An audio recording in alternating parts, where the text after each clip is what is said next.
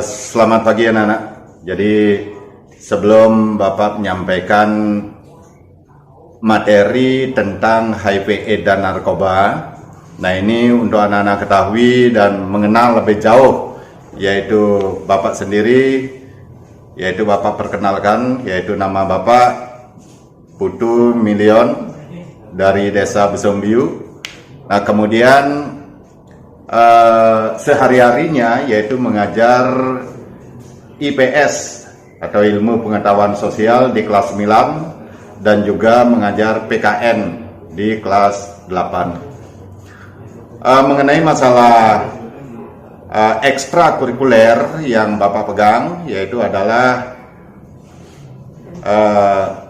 namanya KSPAM, yang merupakan singkatan dari Kelompok Siswa Peduli AIDS dan Narkoba. Di dalam rangka Bapak memberikan materi tentang KSPAN yang isinya tiada lain adalah HIV, AIDS dan narkoba. Nah ini Bapak dibantu oleh yaitu Bapak Dr. Andos Wayan Widastri MSI, yang mana beliau sehari-harinya sebagai guru IPA di kelas 9, dan juga Ibu Kadek Lastrini SPD, yaitu yang sehari-harinya sebagai guru BK. Baik anak-anak sekalian, yaitu sebelumnya Bapak sampaikan yaitu Om Swastiastu. Anak-anak sekalian, jadi kita ketahui bahwasannya setiap kita membaca koran ataupun mendengar berita di televisi, yaitu dunia sekarang ini adalah dihadapkan pada dua dilema, tiada lain adalah virus corona atau COVID-19 dan AIDS yang sangat mematikan dan obatnya belum diketemukan sampai saat ini.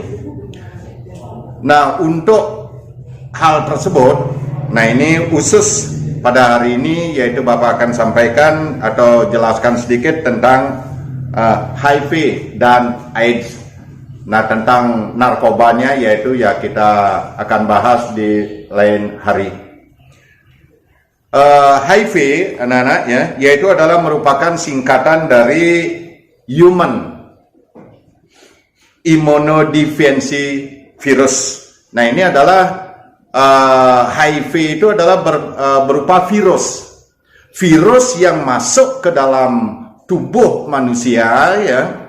Nah kemudian menyerang daripada kekebalan tubuh manusia itu sendiri, dimana setelah virus HIV ini masuk ke dalam tubuh, nah ini menyerang kekebalan tubuh manusia. Nah ini inkubasinya ini adalah yaitu 3-5 tahun baru berubah menjadi AIDS apabila seseorang yang kena virus HIV ini adalah tidak ya terbuka, tidak melaporkan diri ke petugas kesehatan untuk mendapat pengobatan. Nah ini akan menjadi AIDS. Nah kalau sudah menjadi AIDS yaitu ya manusia yang bersangkutan tinggal menunggu kematian saja. Nah kemudian yaitu mengapa seseorang ini adalah kena virus HIV, itu disebabkan karena beberapa faktor, antara lain adalah yaitu melaksanakan hubungan seks bebas. Jadi berganti-ganti pasangan ya, terutama dalam hal ini adalah ya orang-orang yang sudah dewasa, yaitu berganti-ganti pasangan. Nah itu ini yang rentan terhadap penularan daripada virus HIV tersebut. Kemudian yang kedua juga yang menjadi penyebab daripada terkenanya virus HIV ini adalah ya mempergunakan alat atau jarum suntik yang sembarangan. Makanya anak-anak yaitu kalau berobat ke dokter atau ke puskesmas ataupun ke rumah sakit, jelas dalam hal ini setelah anak-anak dokter atau perawat tersebut mempergunakan jarum suntik yang steril, yaitu setelah dipergunakan kepada orang lain, nah ini jarum suntik itu jelas dibuang, tidak lagi dipergunakan, jadi dipergunakanlah yang baru. Nah tujuannya ini agar yaitu kemungkinan itu virus seseorang yang kena virus HIV tersebut setelah disuntik, nah ini tidak tertular ke orang lain. Kemudian juga melalui transfusi darah. Makanya dalam hal ini yang menangani daripada penyediaan darah yaitu PMI. Nah ini adalah sebelum seseorang mendonorkan darahnya ini diperiksa agar orang-orang yang mendonorkan darah ini benar-benar sehat, tidak terindikasi daripada penyakit-penyakit yang bisa menularkan ke orang lain. Kemudian juga yaitu yang virus ini, seseorang bisa kena virus HIV itu adalah dari bayi yang masih menyusu atau ibu yang menyusui bayinya. Nah ini kemungkinan dalam hal ini ibu tersebut kena virus HIV kemudian menyusui bayi. Nah secara otomatis yaitu bayi ini kena. Nah itu cara daripada ataupun beberapa hal yang menjadi rentan terhadap penyebaran virus HIV ini. Nah selanjutnya yaitu yang berindikasi sebagai penyebar daripada virus HIV ini adalah PSK, yaitu wanita tunasusila. Nah ini merupakan suatu boleh kita katakan sampel yang sangat menjadi yaitu bisa menyebarkan virus HIV tersebut. Kemudian juga yang ini pemakaian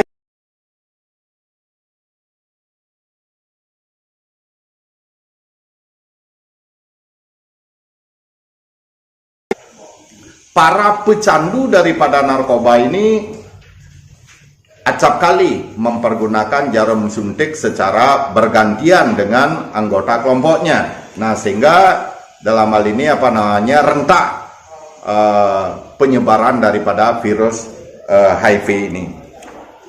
Nah seperti tadi Bapak katakan bahwasannya setelah virus ini masuk ke dalam tubuh untuk mengenalnya apa tanda-tandanya. Nah tanda-tanda seseorang terinfeksi daripada virus HIV antara lain adalah demam. Nah ini demam itu adalah berfluktuasi, sekarang tinggi kemudian rendah, tinggi lagi. Nah ini demamnya ini adalah berkelanjutan. Kemudian sekujur tubuh merasa lemah, letih, nah itu, dan lesu. Nah itu tidak bersemangat. Nah itu kemudian sendi-sendi daripada tubuh ini adalah nyeri, kemudian batuk dan nyeri di tenggorokan. Nah ini tanda-tanda atau gejala-gejala daripada orang yang terinfeksi virus HIV. Nah bila mana di tetangga anak-anak yaitu ada yang mempunyai gejala-gejala seperti yang Bapak sebutkan tadi, yaitu tolong disarankan untuk memeriksakan diri ke puskesmas atau ke rumah sakit. Nah itu. Jadi selanjutnya, nah setelah yaitu virus ini bersarang di dalam tubuh selama 3-5 tahun tanpa pernah menyentuh pengobatan, nah maka virus HIV tersebut akan menjadi AIDS. Nah itu jadi seseorang ini sudah boleh kita katakan memasuki daripada fase baru yaitu menderita atau mengidap penyakit AIDS. Nah itu. Nah, air itu ya, nah ini eh, seperti tadi Bapak katakan, yaitu tidak bisa diobati, bahkan sampai sekarang yaitu ya obatnya belum diketemukan oleh para ahli ya, sehingga tinggal menunggu kematian saja. Nah itu anak-anak ya, hal-hal yang Bapak sampaikan. Nah kemudian Bapak harap anak-anak yaitu baru memasuki masa belasan tahun, yaitu masa menuntut ilmu ya. Nah ini manfaatkan waktu dan kesempatan yang anak-anak miliki untuk menggali ilmu pengetahuan sebanyak-banyaknya. Nah sehingga benar-benar yaitu anak-anak esok lusa menjadi orang yang dapat dibanggakan oleh keluarga, masyarakat, dan negara. Om Swastiastu. Assalamualaikum warahmatullahi wabarakatuh. Salam nama budaya, salam kebijakan untuk kita semua. Yang kami hormati Bapak Ibu Kepala Sekolah, guru-guru, pengajar, dan siswa-siswi SMP, SMA, SMK, se-Kabupaten Buleleng. Pertama-tama kami perkenalkan bahwa kami dari BNK Buleleng akan memberikan sosialisasi tentang dampak bahaya narkoba kepada seluruh SMP, SMA, SMK yang ada di Kabupaten Buleleng pada saat kegiatan MPLS ini, yaitu dalam masa pengenalan lingkungan sekolah tahun ajaran 2020.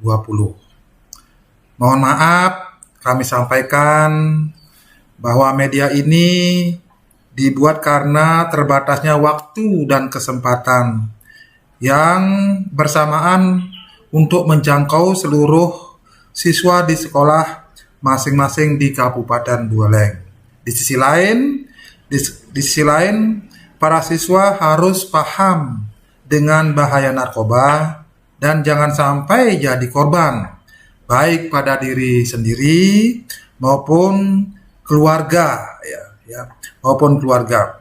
Sehingga dalam surat ini akan diberikan penjelasan tentang hal tersebut dan mohon perhatiannya untuk dipahami. Mengawali sosialisasi ini, kita berbicara masalah sejarah narkoba masuk ke Indonesia.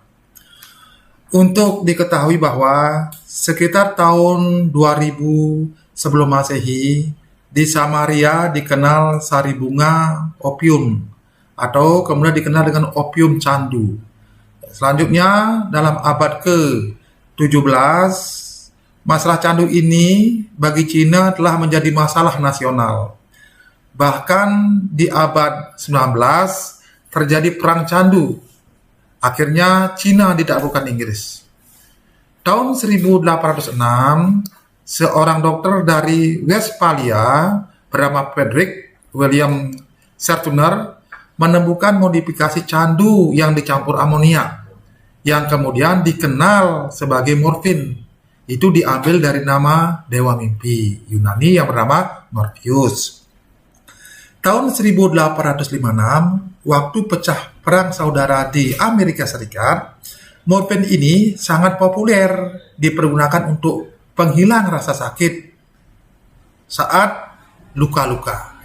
Tahun 60-an sampai 70-an, pusat penyebaran candu dunia berada pada daerah Golden Triangle, yaitu Myanmar atau Burma, Thailand atau Muang Thai, dan Laos, dengan produksi 700.000 ton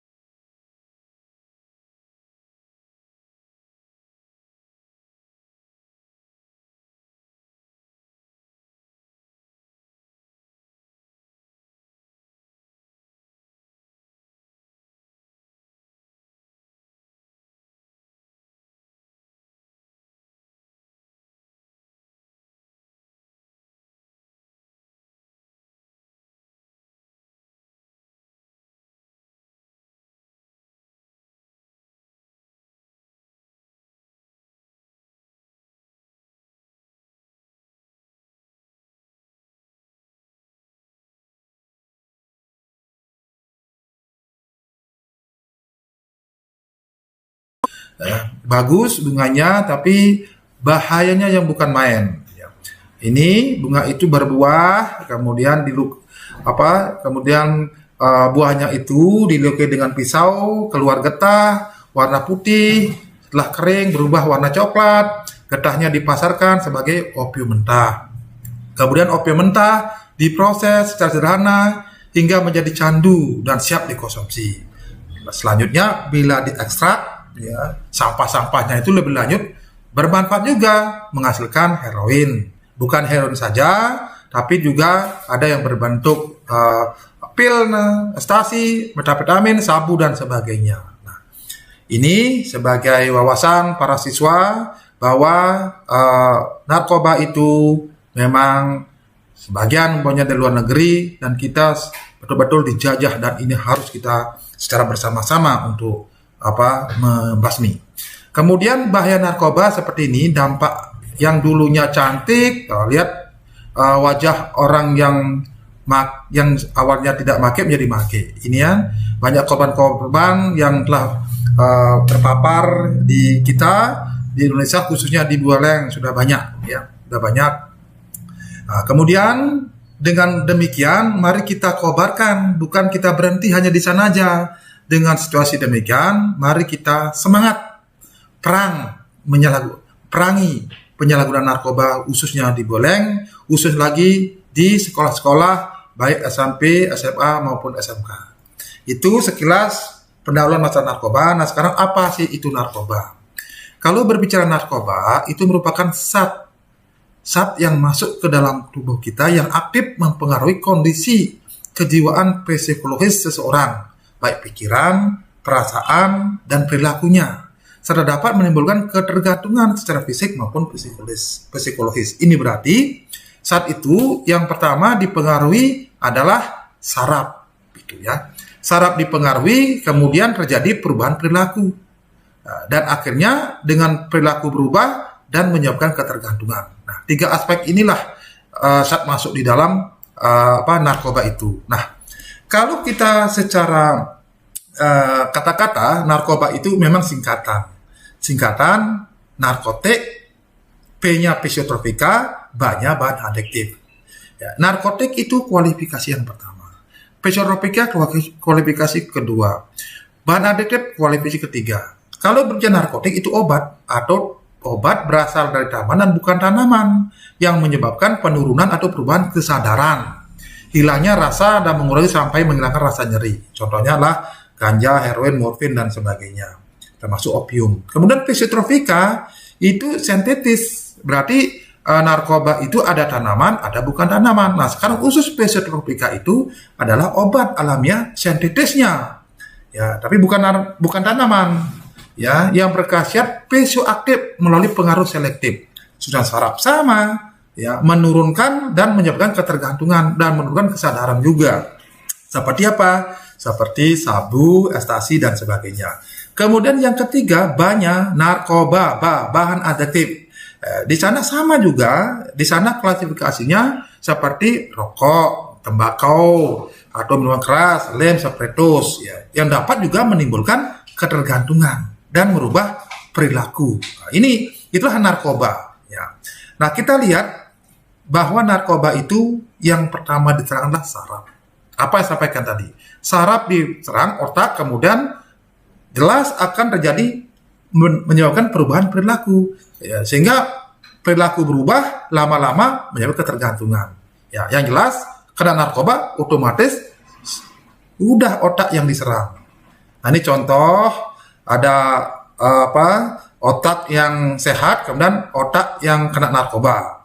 Otak yang kena narkoba itu dia tuh mengurut, ya, makin hari makin menyusut, ya. Sehingga di sini terjadi adiksi, terpengaruhi, makin hari makin menyusut, otomatis kesadarannya makin melemah, makin hilang. Nah, ini masalah serangan daripada otak narkoba ke otak. Nah, kita lihat. Kalau sudah kena narkoba, pasti ada perubahan perilaku. Di mana terjadi perubahan perilaku itu? Yang awalnya riang menjadi pendiam, yang takut menjadi berani, yang sakit, yang sehat menjadi sakit-sakitan, yang bertenaga loyo, yang sabar cepat putus asa dan sebagainya. Ya, ini sebagai contoh-contoh ya gambar yang mana yang menekan terus ya, yang sangat membahayakan. Nah, di mana bahayanya? Ada 3 sifat yang sangat berbahaya di dalam narkoba itu. Yang pertama adalah adiktif, yang kedua adalah toleran, yang ketiga adalah habitual. Kita bicara dengan zat adiktif. Di mana sifat adiktif itu kita buktikan, yaitu sifatnya membuat pemakaian terpaksa memakai terus-menerus, tidak dapat menghentikannya. Kita contohkan rokok saja, bahan adiktif. Narkoba yang kualifikasi ketiga yang namanya rokok dan minuman keras. Itu contoh kecil saja. Bahwa adiksinya itu pemakaiannya terus-menerus. Pertama coba-coba dengan temannya, kemudian makin hari makin meningkat pemakaiannya. Contoh rokok 1 hari 1 coba-coba 1 batang sampai 1 hari 1 bungkus. Begitu juga minum. Itu baru rokok. Nah, sekarang kalau berbicara masalah rokok, bisa ditanggulangi. Ada umpamanya tidak bisa rokok di Samsu, rokok kretek bisa lah. Tetapi kalau umpamanya sabu atau pisau yang lainnya, ini susah mencarinya dan barangnya mahal. Kalau umpamanya yang 1 hari yang rokok 1 bungkus, ya otomatis yang pakai sabu dan sebagainya makin hari bisa geraman. Itu 1 gram harganya itu bisa antara 1,8 sampai 2 juta. Bayangkan itu. Ya, kalau rokok bisa ya cuma berapa ribu lah ya, 25.000 dan sebagainya. Nah, ini yang menguras uang. Makin hari makin meningkat ketergantungan sehingga kekayaannya semuanya akan dihabiskan untuk beli narkoba. Ini sangat berbahaya. Kemudian bila dihentikan akan menimbulkan efek pesat yang namanya apa? Yang namanya sakau. Sakau itu sakit luar biasa. Ya, kalau itu jenis psikotropika narkotika. Tetapi kalau yang rokok, yang minuman keras, kalau putus asa cuma bingung saja. Inilah oleh sebab itu masih toleransi kalau masalah narkotik dan minuman keras. Tetapi kalau psikotropika, sabu, ekstasi dan narkotik tidak ampun, harus ya, berarti harus tidak tegas. Karena apa? Karena menyebabkan sakit yang luar biasa. Rasa nyaman itu akan kembali, rasa sakit itu akan kembali bila yang bersangkutan kembali memakai narkotika itu. Berarti tidak putus-putusnya, tidak boleh putus asa. Ini yang membahayakan. Rasa sakit ini tidak dapat dihilangkan dengan pemberian obat anti sakit apapun kecuali narkotika itu sendiri. Nah, bila mana orang tersebut sudah sakau nih, untuk mengatasi rasa sakitnya memang 2 cara. Satu, harus mengkonsumsi jenis narkotika yang sama dengan membeli dengan berbagai macam cara. Kemudian yang kedua, dengan tidak punya uang, kalau daripada sakit, mengambil jalan pintas, yaitu salah satunya bunuh diri. Itu yang adiksi. Kemudian sifat toleran.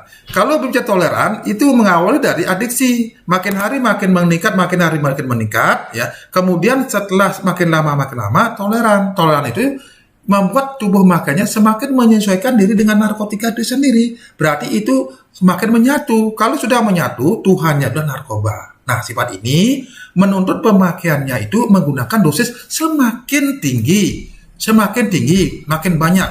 Nah, bila dosis tidak dinaikkan, narkotika tidak bereaksi.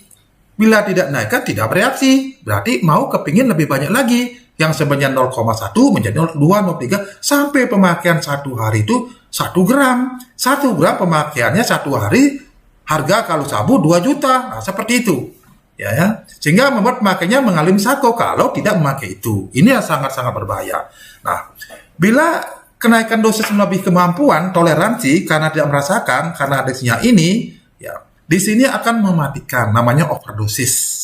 Ya, intensitas sakitnya, overdosis sama dengan sakit pada sakau. Nah, inilah sangat berbahaya. Artinya kalau toleran itu sudah ketergantungan sangat berat.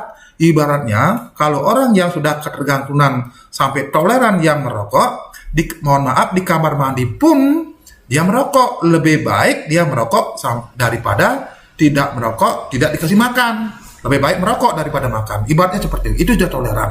Ini sudah menyatu. Ini sama-sama dengan sifat-sifat teroris. Sudah menyatu. Tuhannya lah narkoba. Ya, siapapun susah untuk ngasih tahu. Nah, kemudian yang ketiga namanya habitual. Habitual berarti ingin mencari dan rindu. Di mana menyebabkan pemakai itu, pengguna itu sudah sembuh bisa kamu kembali replace. Nah, di BNN 3 H hal tugas yang harus dilaksanakan. Yang pertama adalah pencegahan, kedua adalah pemberantasan, yang ketiga rehabilitasi. Yang rehabilitasi adalah orang yang sakit. Orang yang sakit itu adalah orang pengguna-pengguna kita obati. Setelah sembuh akan kambuh lagi, kepingin lagi. Inilah namanya habitual. Sama dengan orang yang merokok. Orang merokok minum. Pada awalnya dia sakit, pada sakit dia bersumpah untuk tidak merokok. Pada saat dia sehat, ketemu temannya, baru ada asap saja sudah kepingin. Nah, kalau tidak itu merasanya dia kurang pas, kepingin lagi. Makanya habitual susah menghilangkan, akan relapse kembali. Makanya perasaan kangen, ya berat ingin memakai kembali itu disebabkan oleh kesan kenikmatannya yang dulu, yang dalam bahasa mereka disebut dengan sugesti, ya ketagihan ya. Kemudian sifat habitual juga mendorong pemakai untuk selalu mencari dan memiliki narkotika. Seperti ini disebut dengan membutuhkan. Berarti sangat membutuhkan, kebutuhan. Berarti memang itu kebutuhan sekali masalah narkoba. Ini yang sangat-sangat berbahaya. Kenapa? Terkenang dengan bayang-bayangan yang dulu yang pernah memakai. Justru itulah jangan sampai coba-coba memakai narkoba. Nah, ketiga sifat itu, ketiga sifat narkoba itu akan menjadikan bagaimana sikap kita. Satu, tergila-gila pada narkotika. Lebih baik mencintai narkoba dari diri sendiri atau orang tua atau saudara-saudaranya. Apalagi siapa? Dia itu tidak menghiraukan siapa kecuali narkoba itu sendiri sudah tergila-gila dengan narkotika. Itu yang pertama. Kemudian tidak dapat melepaskan diri dari narkotika. Sebab apa? Sebab kalau lepas penderitaan yang luar biasa namanya sakau itu susah. Harus memakai kembali. Ya, ini yang akan menguras kekayaan kita. Dosisnya akan terus bertambah. Ini adiksinya ini makin hari makin meningkat sampai melampaui batas, dia itu akan sakit namanya OD, overdosis pemakaiannya. Makanya sering para siswa ketahuan di TV itu mati di hotel karena pemakaiannya di luar batas, namanya overdosis, meninggal di kamar bagi yang sudah punya uang banyak gitu ya. Kemudian mengalami perubahan sikap ya, menjadi impulsif, egois, sombong ya, asosial, jahat dan sebagainya. Mengalami kerusakan organ baik hati, paru, ginjal, otak dan sebagainya. Jadinya orang yang kena narkoba hanya waktu saja. Pada saat diproses hukum, kalau dia ketahuan, pada saat barangnya habis, kekayaannya terjual, pada saat dia meninggal. Kenapa? Karena sakit. Kenapa? Kena narkoba. Nah, justru itu jangan sampai coba-coba para siswa kena narkoba. Kemudian yang selanjutnya terjangkit penyakit maut, HIV. Kenapa? HIV dan sebagainya. Karena ini rentan penularannya. Karena kalau orang kena narkotika, orang morfin itu pemakaiannya melalui jarum suntik. Kalau penyerang jarum suntik, ya otomatis satu kena, semua kena. Satu kena HIV, banyak yang kena HIV. Nah, seperti itu yang terjadi. Nah, sekarang kita lihat bagaimana sih dampak kalau memakai narkoba. Kalau berbicara dampak, ada 5 hal yang harus kita perhatikan. Dampak kesehatan, tadi udah jelaskan, baik fisik maupun mental jelas. Ya, kemudian dampak sosial jelas, keluarga, masyarakat, bangsa, negara, individu dampaknya, ya, sosial, otomatis individu. Kemudian pendidikannya sulit konsentrasi, putus sekolah, makanya dengan pendidikan SMP, SMA, SMK yang masih muda-muda ini konsentrasi sekolah. Kalau masuk narkoba sudah konsentrasinya susah, sehingga lebih baik dia putus sekolah, malas belajar. Orang yang kena narkoba sih malas belajar, otomatis dia berhenti sekolah. Siapa yang rugi? Udah diri sendiri, keluarga, maupun masyarakat juga yang rugi. Sekolah pun juga rugi. Makanya mari kita sama-sama, baik guru-guru, baik murid-murid, siswa-siswi, harus bersatu kita melawan narkoba ini. Dari ekonomi memang ada yang diuntungkan. Makanya pengedar itu kita tangkap karena dia untung. Ya, pengguna itu ya kita selamatkan, itu ya sengsara. Di sisi lain pengguna ini ketergantungan, kepentingan. Nah, justru ini dualisme ini. Makanya ada demam, ada supply. Bagaimana memutus ini? Yaitu pengedarnya kita proses, kemudian penggunanya ini kita obatin. Nah, andai kata umpamanya adik-adik siswa, guru-guru, siapa punya keluarga, kalau sudah menggunakan ada perubahan perilaku kira-kira menggunakan narkoba, jangan malu-malu, jangan takut melaporkan ke BNN. Diobati melalui rehabilitasi dan tidak diproses hukum, gitu ya, diselamatkan karena BNN menganggap bahwa kita dijajah, ya, dan penjajah itu tanpa wajah. Mari kita bahas bersama-sama. Kemudian yang terakhir dampak hukumnya berat, ya, hukumnya berat sampai hukuman mati. Itu dampak narkoba. Nah, kemudian di sisi lain baik kondisi fisik dalam penyalahgunaan narkoba ini dipengaruhi juga mental, emosional, kehidupan sosial, apa yang sampaikan tadi. Dan ini akibat kerugiannya. Lihat foto-foto yang saya tayangkan ini, bayangkan banyak terpapar, hanya ini nasi sudah menjadi bubur, pada waktu mempergunakan nyaman, pemula tidak apa-apa, tapi pemakaiannya sampai 10 tahun baru kelihatan. Setelah diproses hukum baru kelihatan. Ya, ini foto-fotonya, coba kita lihat, bayangkan dan pahami. Ya, ini jelas ya, berbagai macam gambaran sehingga para siswa itu paham bahwa begini loh, narkoba sangat berbahaya. Jangan coba-coba. Ya, ada yang TKP, ada merenung, ada kurus, kemudian ada terpapar mati, ada overdosis. Nah, ini kelihatan kan overdosis ini di TKP di hotel dan sebagainya. Ini kejadian nyata dan tidak ada kejadian nyata yang terjadi di kita ini. Nah, ini coba lihat ini foto yang kena HIV akibatnya ya, kena narkoba, menjuruk aib. Bayangkan dia masih hidup ya, keluar tidak bisa, malu keluar, di sisi lain mukanya sudah seperti ini, jadinya susah, ya, apa yang harus dilaksanakan? Ya satu-satunya dia pasti mau bunuh diri juga semuanya. Nah, jangan sampai terjadi keluarga kita semua. Ya. Ini sebagai gambaran bahwa ini akibat-akibat kena narkoba sebagai dampak, sehingga para siswa bisa menyikapi ini, pahami, jangan sampai kita kena narkoba. Nah, kemudian orang yang kena narkoba itu, bagaimana sih caranya kena itu? Berbagai macam cara. Satu melalui mulut, ya. Biasanya telan dia, kalau pil ekstasi ditelan. Kemudian dihisap, ya. Dihisap melalui rokok, seperti rokok. Kemudian sabu, campur dihisap, pakai bong, ya, pakai aqua, dilobangi 2. Dihirup, ya, seperti itu. Diinjeksi, suntik. Ya, injeksi suntik ini, ya.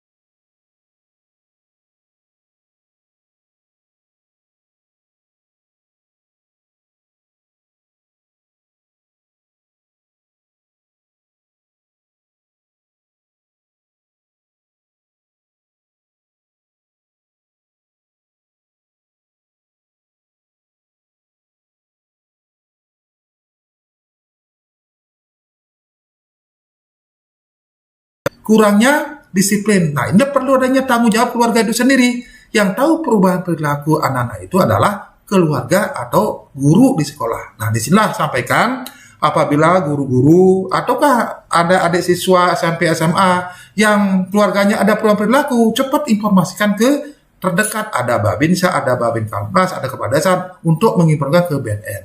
Kemudian lingkungan, tidak salah pentingnya lingkungan. Karena lingkungan ini sangat mempengaruhi. Manusia itu manusia sosial. Kalau lingkungannya rentan kena narkoba, udah otomatis dikitnya itu dipengaruhi kena narkoba. Kemudian faktor pendidikan, ini penting juga. Makanya dalam kesempatan inilah saya sempatkan kepada adik-adik SMP, siswa SMA, SMK semuanya, untuk diberikan pemahaman tentang bahaya narkoba seperti ini. Supaya dari segi pendidikan, biar lebih awal waspada. Oh, jangan coba-coba bahwa narkoba itu sangat berbahaya. Kemudian faktor komunitas sosial, kemudian faktor polisi yang rentan, ya remaja-remaja yang ada lingkungannya minum, ada lingkungan yang lingkungan minum di sekitarnya mau mabukan. Ini sangat rentan karena itu ambang masuk kena narkoba, ya. Nah, sekarang bagaimana sih penyebab seorang sehingga dia mempergunakan narkoba? Ya, pertama adalah faktor individu. Faktor individu internal dia itu adalah coba pakai, gengsi itu. Kemudian 2, bersenang-senang. Namanya narkoba membuat orang senang. Orang yang kena stres jadinya obat stres supaya dia menghilangkan permasalahan itu. Bersenang-senang dia. Sebagai alat untuk menyelesaikan persoalan. Janganlah menyelesaikan persoalan dengan narkoba. Kemudian mengikuti tren perkembangan masa kini. Ya sedikit-sedikit kehilangan zaman. Oh, sedikit zamannya narkoba, ayo masa. Padahal coba-coba membahayakan. Disinilah perlu iming-imingan orang lain labil. Siapa yang kena? Anak-anak muda kita, terutama SMP, SMA. Ini sangat riskan sekali. Makanya kesempatan inilah kami sampaikan dengan gamblang kepada adik-adik semuanya, agar diterima dalam satu grup teman. Ini ya, agar diterima dalam satu grup. Kalau nggak diterima satu teman, dia nggak mau kalau umpamanya temannya pas orang memabuk, kena teman-temannya pas trek-trekan, ya supaya apa? Ya pergaulan lagi. Ya, dan pengertian salah bahwa sekali pakai tidak bermasalah itu salah. Ya sekali coba akan ingat kembali pada sikap habitual. Itu faktor individu. Kemudian ada faktor lingkungan. Ya kesempatan, ada diskotik, ya kesempatan atau situasi seperti diskotik, ada bar, tempat hiburan malam.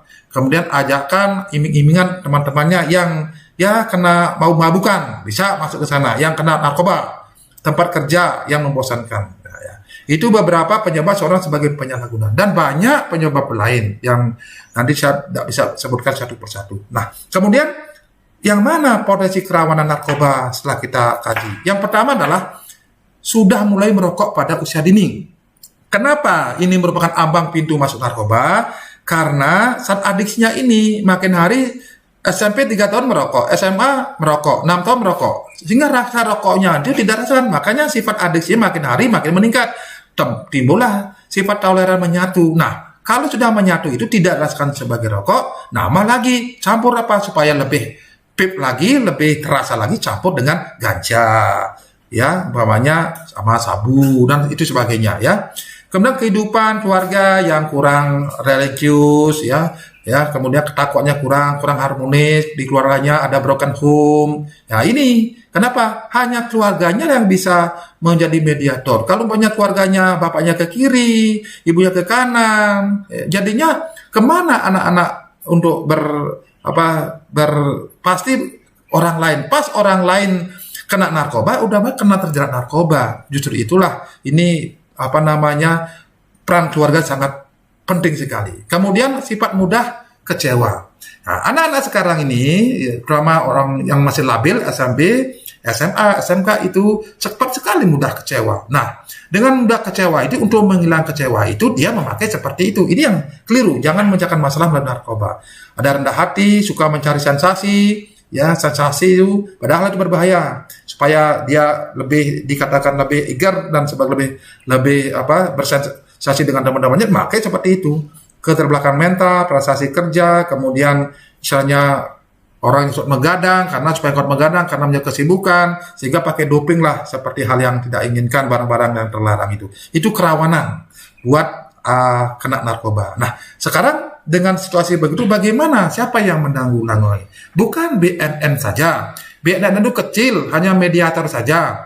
Rawan narkoba itu besar. Ini lihat merah nih, ya, putranya merah. Digilas lah BNN kalau umpamanya, karena udah ada narkoba. Mari kita bersama-sama. Siapa bersama-sama itu? Bersama-sama itu ada tokoh masyarakat, ada tokoh agama, ada tokoh adat, terutama ada instansi baik pemerintah maupun non pemerintah, terutama lembaga pendidikan. Nah, di sini sekolah dari SD, SMP, SMK, SMA, perguruan tinggi itu secara bersama-sama. Kalau kita gabung sama BNN, saya rasa yakin, ya, peredaran narkoba akan tereliminasi, artinya akan berkurang. Justru dulu harus bergabung sama-sama, ya, itu kan. Nah, kemudian, ya, dengan demikian kita harus siap-siap bersama-sama dengan sekolah dan teman ini, apalagi jamaah MPLS ini, untuk apa? Untuk memerangi narkoba, khususnya di sekolah masing-masing. Demikian sosialisasi dampak bahaya narkoba ini disampaikan. Semoga bermanfaat, dan untuk terhindar dari bahaya narkoba ada beberapa hal yang harus diperhatikan. Yang pertama, mendekatkan diri dengan Tuhan Yang Maha Esa, sembahyang sesuai dengan kepercayaan dan keyakinan masing-masing setiap hari, itu ya. Itu pertama, ya. Coba kita lakukan seperti itu. Kemudian kedua, didekatkan diri dengan orang tua maupun guru-guru kelas di sekolah yang mengajar, ya, dan belajar dan ikuti kegiatan ekstrakurikuler dengan baik. Apa menjadi amanah kurikulum yang ada di sekolah masing-masing. Itu perhatikan. Kemudian tiga, hindari mengkonsumsi bahan-bahan yang mengandung zat adiktif, terutama seperti rokok, karena merokoknya riskan sekali. Jangan sampai SMP, SMA, SMK, ya, merokok sudah ambang masuk narkoba itu, ya. Kemudian karena itu merupakan angkatan narkoba, ya jangan kita lakukan seperti itu. Itu nomor 3. Keempat, terbuka dan berterus terang kepada orang tua ataupun guru-guru kelasnya atau walinya. apabila menghadapi masalah. Jangan berterus terang kepada orang-orang yang tidak tahu.